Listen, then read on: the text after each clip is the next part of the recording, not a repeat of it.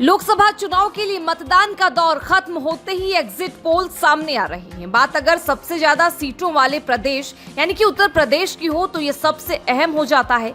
लेकिन जो exit poll सामने आ रही हैं जिसमें एनडीए को ज्यादा सीटें मिलती नजर आ रही हैं, जबकि अखिलेश यादव को करारा झटका लगा है। अब इसकी वजह क्या है तो चलिए जान लेते हैं। सबसे पहले आपको एग्जिट पोल के मुताबिक सीटें बताएं तो भारतीय जनता पार्टी को 67 से 72 सीटें मिलने का अनुमान है। एग्जिट पोल के आंकड़े बताते हैं कि विपक्षी गठबंधन समाजवादी पार्टी, कांग्रेस और टीएमसी मिलकर करीब 8 से 12 सीट जीत सकते हैं, तो वहीं बीएसपी 1 सीट जीत सकती है। लेकिन एक सवाल जरूर उठता है कि कांग्रेस और समाजवादी पार्टी के गठबंधन के बावजूद इतना बुरा हश्र क्यों दिख रहा है। चुनाव से पहले तो राहुल गांधी और अखिलेश यादव बहुत कॉन्फिडेंस में दिख रहे थे, पर एग्जिट पोल कुछ और ही बयां कर रहा है। सबसे पहला कारण रहा है राम मंदिर का। अखिलेश यादव राम मंदिर मुद्दे की गहराई को समझ नहीं सके। इसमें कोई दो राय नहीं हो सकती है कि उत्तर प्रदेश में राम मंदिर का मुद्दा पूरे देश के लिए काफी अहम था। इसे अंडर करंट कह सकते हैं, जो दिख तो नहीं रहा था पर बीजेपी के पक्ष में माहौल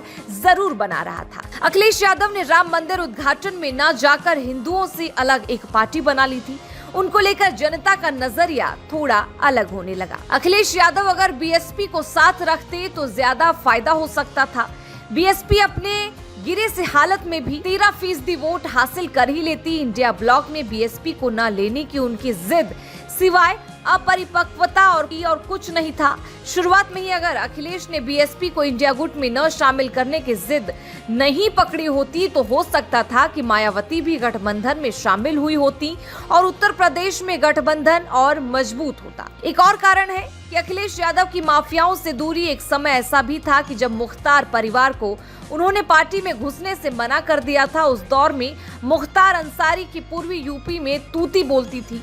कई सीटों पर उसका प्रभाव था। जब उसका दौर था तब तो अखिलेश ने मुख्तार से दूरी बना ली, और जब मुख्तार का प्रभाव योगी आदित्यनाथ के कार्यकाल में चूर चूर हो गया तब खुद भी मुख्तार इस दुनिया में नहीं बचा। तब अखिलेश उसके घर न केवल मातम पुरसी में पहुंचे बल्कि उसके भाई अफजाल अंसारी पर भी दांव लगाया। इसके अलावा कई नेताओं का पार्टी से साथ चौड़ा रहा। आरएलडी के जयंत चौधरी पहले ही सपा से नाता तोड़ चुके थे, तो वहीं अपना दल कमेरावादी की नेता पल्लवी पटेल भी छोटी सी बात पर नाराज होकर छोड़ गए। स्वामी प्रसाद मौर्य को तवज्जो देने के बावजूद एन चुनाव के मौके पर उन्होंने साथ छोड़ दिया। इतना ही नहीं, स्वामी प्रसाद मौर्य के चलते पार्टी में सवर्ण हिंदुओं की नाराजगी भी उन्हें झेलनी पड़ी। तो वहीं नजर डालें, इसके पहले ओम प्रकाश राजभर, दारा सिंह चौहान भी अलग हो गए थे। राज्यसभा चुनाव में मनोज पांडे, राकेश सिंह, पूजा पाल, गायत्री प्रजापति की पत्नी समेत कई विधायकों ने उनसे दूरी बना ली।